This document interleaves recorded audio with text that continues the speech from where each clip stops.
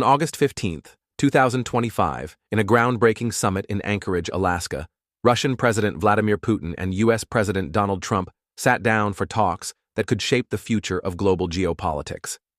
Today, we'll break down their full statements and explore the key takeaways from this pivotal meeting. Stay tuned for all the details. Setting the stage. The summit took place at Joint Base Elmendorf-Richardson, Alaska, a strategic location symbolizing the proximity between the U.S. and Russia, despite being separated by oceans. The meeting lasted over 2 hours and was marked by frank discussions on the ongoing Russia-Ukraine war. This was the first summit between these two powers in 4 years, a gap that some believe led to strained relations and missed opportunities for dialogue. Putin's address. President Putin began his remarks by emphasizing the historic ties between Russia and the U.S., noting the cultural heritage shared by Alaska and Russia. He recalled the joint efforts during World War II, especially the Lend-Lease program, which saw both countries working together to defeat common enemies. Putin reflected on the shared history, saying, "We have the same roots, and everything that's happening is a tragedy for us." He acknowledged the challenges of the past 4 years, calling the bilateral relationship the lowest since the Cold War.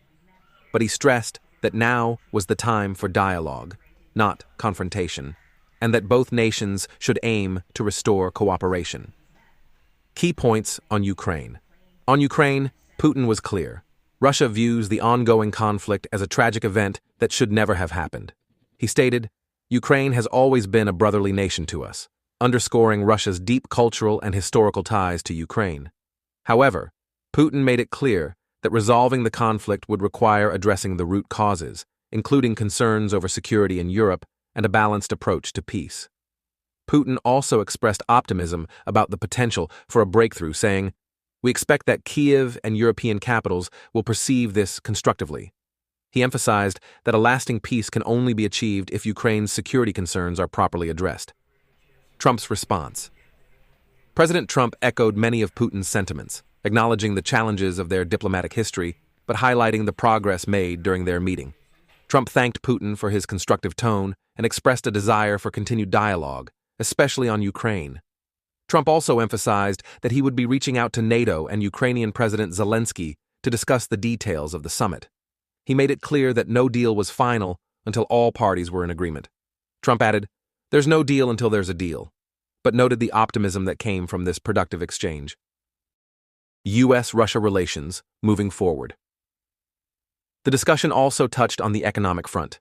Putin noted a symbolic 20% growth in bilateral trade under the new U.S. administration, emphasizing the untapped potential for collaboration in areas like high-tech, space exploration, and Arctic cooperation. He expressed confidence that U.S.-Russia relations could return to a more business-like, pragmatic approach, and both sides could benefit from greater cooperation. Historical reflection and final remarks. President Putin ended his speech with a direct reference to the Biden administration's handling of the Ukraine crisis. He reiterated a statement he made in 2022 to the previous administration, saying that the situation should never have escalated to this point. Putin confidently agreed with Trump's remark that had he been in power, the conflict would never have occurred. "I can confirm that," Putin said, showing his trust in Trump's approach to global peace. Conclusion and call to action. So, what comes next after this historic meeting? Will this summit pave the way for lasting peace in Ukraine and better relations between Russia and the U.S.?